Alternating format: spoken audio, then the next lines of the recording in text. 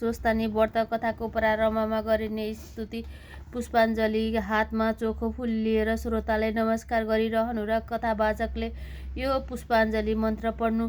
Am Brahma वरुणेन्द्र च्युत मरुतु स्तुविन्ति दैवे स्तैवे वैदे साङ्गपद कुर्मोपने निषेध गायन्ति am सामगा ध्यान अवसित ततगते मनमा पश्यन्ति एम योगिनी स्थान बिन्दु सुरसुरागण देवाय तस्म नम। श्रीमञ्च चन्दन चर्चित जवलपु शुक्लम बार मल्लिका माला कीर्तिकुण्डला परविलासना मुक्तावली शोभिता सर्वज्ञान निदान पुस्तक धरा रुद्राक्षे माला करा वाग्देवी भजन बसु तुमे त्रिलोकी माता चिरम मुकम कर्तु मे वाचा पंगुलंगु एत गिरम एत कृपा तहम वंदे परमाद शंकरम। नमो भगवते तस्मै व्यवसाय मिते जैसे ऐसे प्रसाद छामिक नारायणी कथा मिमम नारायण नमस्कृत नरचैव नरोत्तम देवी सरस्वती व्यवसाय जय ततो जय मुदीरयेत साष्टांगम नमन कृत्वा स्वस्थानि परमेश्वर्यं कथा सुदो पमम दिव्य श्रोत्वा अभिष्ट फलम लेवेत। श्री स्वस्थानि परमेश्वरे नमः। कुमारजी आज्ञा गर्नुहुन्छ, हे अगस्त्य मुनि, तपाईँ एकचित्त भएर सुन्नुहोस्। शिवजीको यात्रा नित्य चलिरहेको थियो। मैले तपाईँलाई 26औं पीठ उत्पत्ति सम्बन्धमा वर्णन गरे। अब बाँकी पीठहरूको उत्पत्तिको बारेमा पनि वर्णन गर्दछु। ध्यान मन दिएर सुन्नुहोस्। श्री महादेवको यात्राको क्रममा सतीदेवीका अङ्गपतनको क्रम पनि चलिरह्यो। यस क्रममा फेरि शिवजी राजगृहमा जाँदा दायाँ कुहुनु पतन भयो। यस स्थानमा राजगृहपीठ राजगुहेश्वरी देवी उल्कामुखी योगिनी हरेश्वर महादेव उत्पन्न भई शिवशक्ति स्वरूपले रहनुभयो। त्यस मोक्ष भूमिमा वायु आई सुगन्ध बहाई तपस्या गरे। ईश्वरी वायुको तपस्याबाट प्रसन्न भई वरदान ल्याऊ भन्नुभयो। वायुले जीवात्मा जति छन् तिनको प्राण वायु हुन सकौँ भनी मागे। ईश्वरीले वायुलाई भने तथास्तु भनी वरदान दिनुभयो। फेरि महापन्थमा पुगेपछि देब्रे कुहिनो पतन भयो। यहाँ महापीठ प्रचण्ड चण्डिका देवी रेणुका योगिनी विश्वामित्रेश्वर महादेव उत्पत्ति भई शिवशक्ति स्वरूपले रहनुभयो।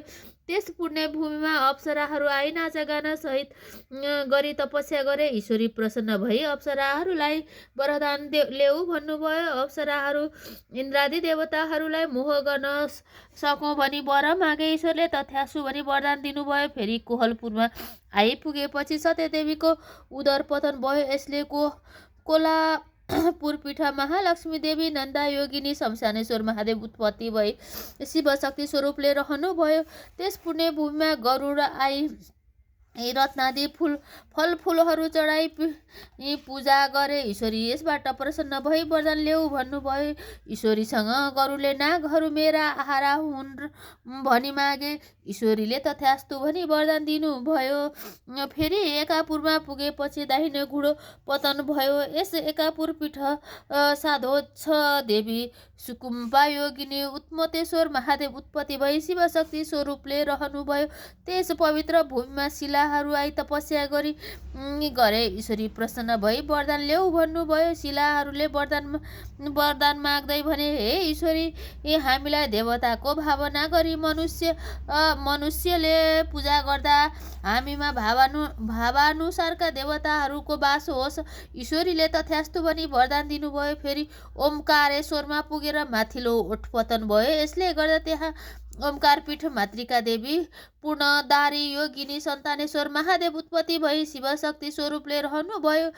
त्यस मोक्ष भूमिमा कल्पवृक्ष आई नाना फलफुल चढाई पूजा गरे। ईश्वरी प्रसन्न भई वरदान ल्याऊ भन्नुभयो। यस मौकामा कल्पवृक्षले चिताएको वस्तु फलाउन सकु भनी वर मागे। ईश्वरीले प्रसन्न भई तथास्तु भनी वरदान दिनुभयो। फेरि जयन्तीपुरमा पुगेपछि सत्यदेवीको कलेजो पतन भयो।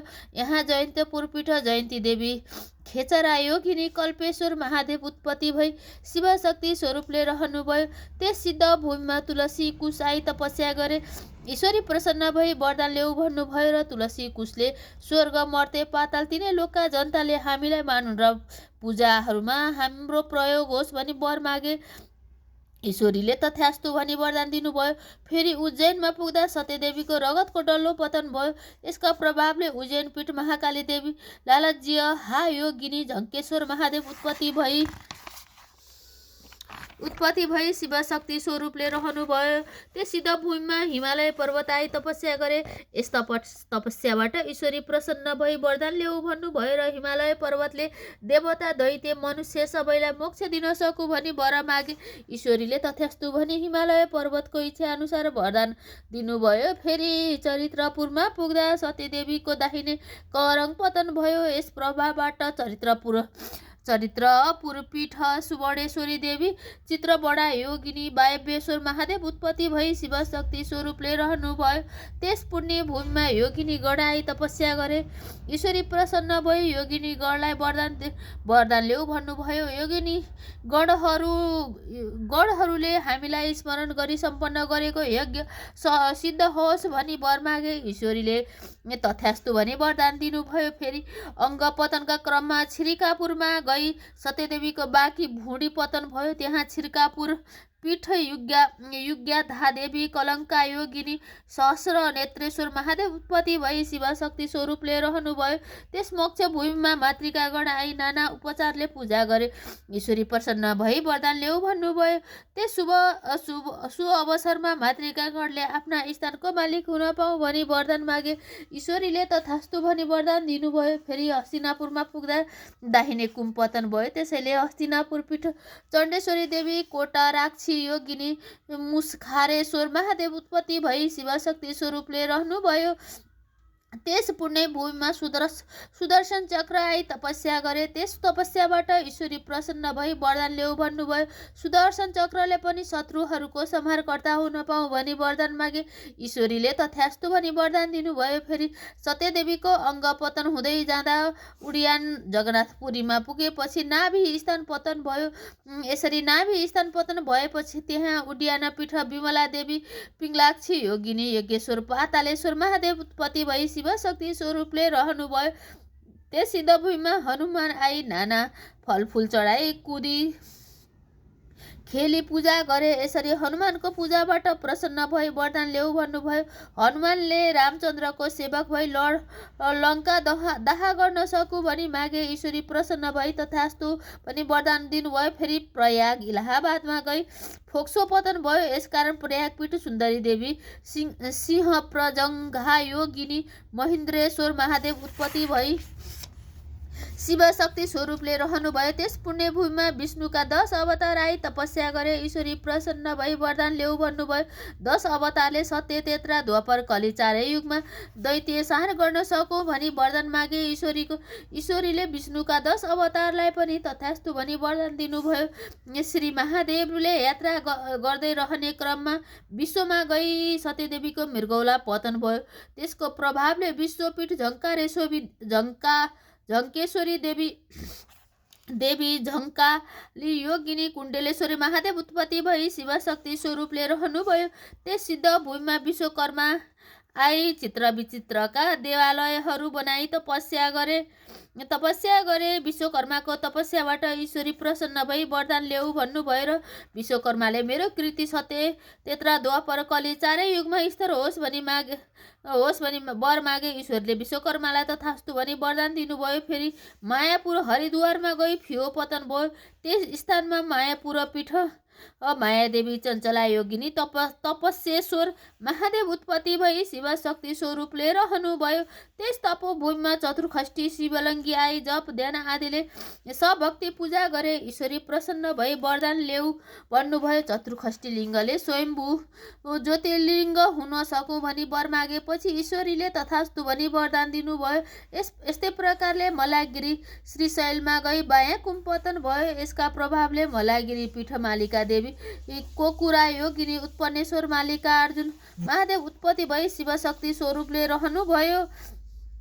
त्यस पुण्य भूमिमा भूत प्रेत पिशाच आई नाची खेली सेवा गरे। ईश्वरी तिनका सेवाबाट प्रसन्न भई वरदान माग भन्नुभयो र भूत प्रेत पिशाचले सधैँ तपाईँको नजिकमा बस्न पाऊँ भनी वर मागे। ईश्वरीले तथास्तु भनी वरदान दिनुभयो। फेरि यसै सिलसिलामा मलयागिरीमा गई आसन पतन भयो। त्यसैले त्यहाँ मलयागिरी पीठ वज्रेश्वरी देवी कमला योगिनी जागेश्वर महादेव उत्पत्ति भई शिवशक्ति स्वरूपले रहनुभयो। त्यस पूर्ण भूमिमा सत्य आई तपस्या गरे। यसरी ईश्वरी प्रसन्न भई वरदान ल्याऊ भन्नुभयो र सत्यले सत्यमा रहनेलाई उद्धार गर्न सकु भनी वरदान दिनुभयो। फेरि सेनामा गई सत्यदेवीको मुकुट पतन भयो। त्यसका प्रभावले सेनापीठ उमादेवी अष्टवक्रा योगिनी कागेश्वर महादेव उत्पत्ति भई शिवशक्ति स्वरूपले रहनुभयो।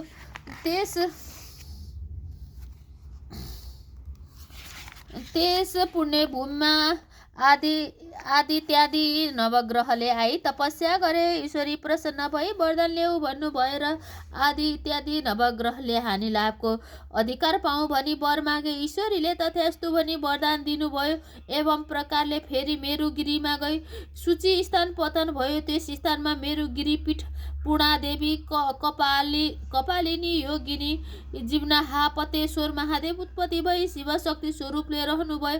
त्यस मोक्ष भूमिमा सप्तनाग आई हीरा मोती माणिक्य नाना रत्न चढाई पूजा गरे। ईश्वरी प्रसन्न भई वरदान ल्याऊ भन्नुभयो र सप्तनागले हाम्रो शरीर अगम्य होस् भनी वरदान मागे। ईश्वरीले तथास्तु भनी वरदान दिनुभयो। फेरि महेन्द्राचल पुगेपछि दाहिने तिग्रो पतन भयो। त्यसले गर्दा महेन्द्रपीठ इन्द्राक्षी देवी उत्तरमागी योगिनी तारकशिर महादेव उत्पत्ति भई शिवशक्ति स्वरूपले रहनुभयो। त्यस पुण्य भूमिमा लक्ष्मी आई नाना द्रव्य चढाई सेवा गर्दा ईश्वरी प्रसन्न भई वरदान ल्याऊ भन्नुभयो र लक्ष्मीले कार्तिक कृष्ण अमावास्यको दिन सम्पूर्ण लोकले मेरो पूजा गरी सम्मान गरून् भनी माग्नुभयो। ईश्वरीले तथास्तु भनी वरदान दिनुभयो। फेरि बानरपुरमा गई सत्यदेवीको बायाँ तिग्रो पतन भयो। त्यसका प्रभावले बानरपुर पीठ कामेश्वरी देवी मेरुदण्डा योगिनी वेदान्तेश्वर महादेव उत्पत्ति भई शिवशक्ति स्वरूपले रहनुभयो। त्यस मोक्ष भूमिमा कमल आदि नाना पुष्प आई सुवासना दिएर तपस्या गर्नाले ईश्वरी प्रसन्न भई वरदान ल्याऊ भन्नुभयो। त्यसपछि कमल आदि फुलले पूजा कालमा हामी प्रसन्न हुन सकौँ भनी वर मागे। ईश्वरीले तथास्तु भनी वरदान दिनुभयो। फेरि हिरण्यपुरमा गई गर्भस्थान पतन भयो।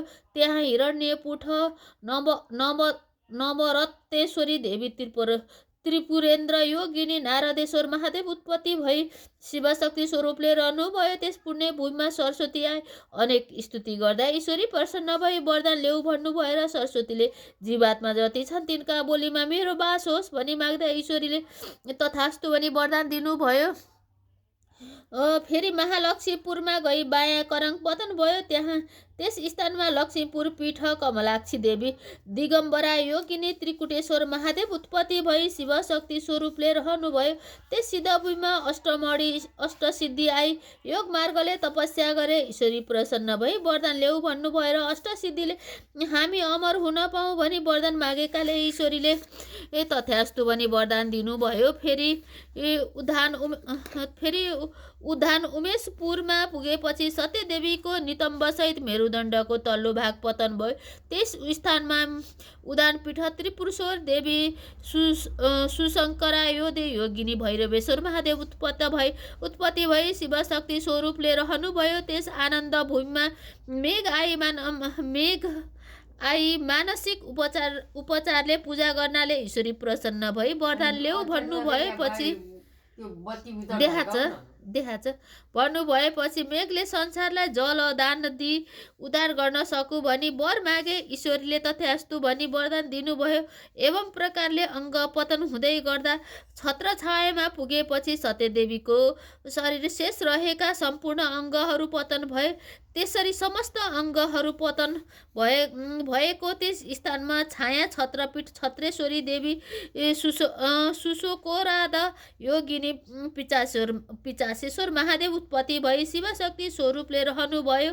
त्यस पुण्य भूमिमा अष्टभैरव आई नाना बलि चढाई षोडशोपचारले पूजा गरे। त्यस पूजाबाट ईश्वरी प्रसन्न भई वरदान ल्याऊ भन्नुभयो र अष्टभैरवले मातृकागढका अधिपति हुन पाऊँ भनी वर मागेपछि ईश्वरीले तथास्तु भनी वरदान दिनुभयो। हे अगस्त्य मुनि, यस्तै तरहले जहाँ जहाँ सत्यदेवीका एक अङ्ग पतन भयो त्यहाँ एक एक पीठ उत्पत्ति हुँदै गयो।